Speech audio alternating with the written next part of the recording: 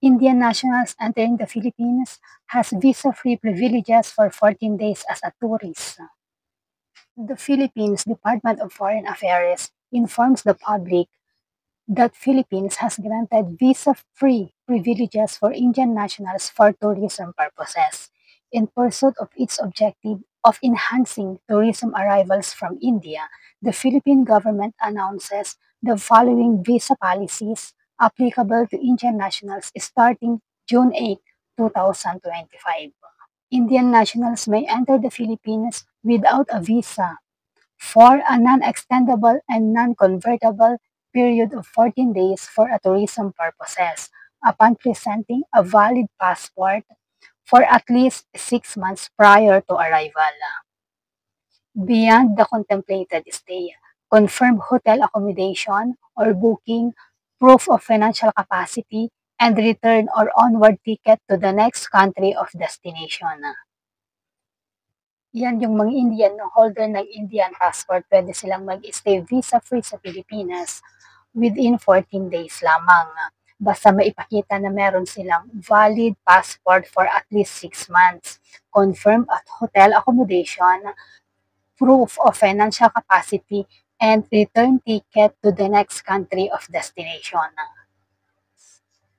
Indian nationals holding valid and current American, Japanese, Australian, Canadian, Schengen, Singapore, or United Kingdom visas or residence permits may enter the Philippines without a visa for a non-extendable period of 30 days for tourism, upon presenting a passport valid for at least 6 months beyond the contemplated stay and return or onward ticket to the next country of destination. 30 days naman na allowed stay ng isang Indian national na holder ng ibang passport tulad ng American, Japanese, Australian, Canadian, Schengen, Singapore, or United Kingdom visas or resident permits, pwede silang manatili sa Pilipinas ng 30 days lamang basta for tourism lang din. These updated visa-free privileges for Indian nationals may be availed at any Philippine port of entry and are not convertible to a visa-based stay or other admission status categories.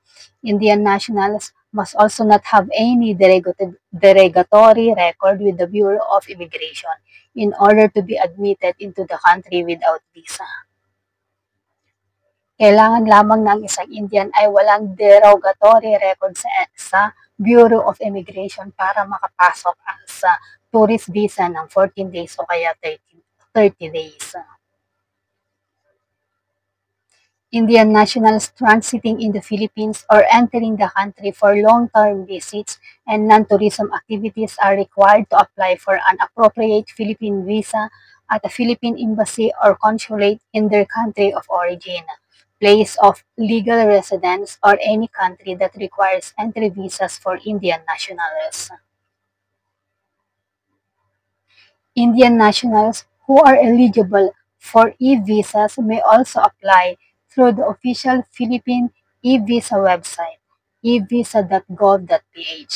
The DFA reminds that e-visas may not be extended or converted to other visa-based stay or other admission status categories. So, yung mga Indian na nagpaplano ng long-term stay sa Pilipinas,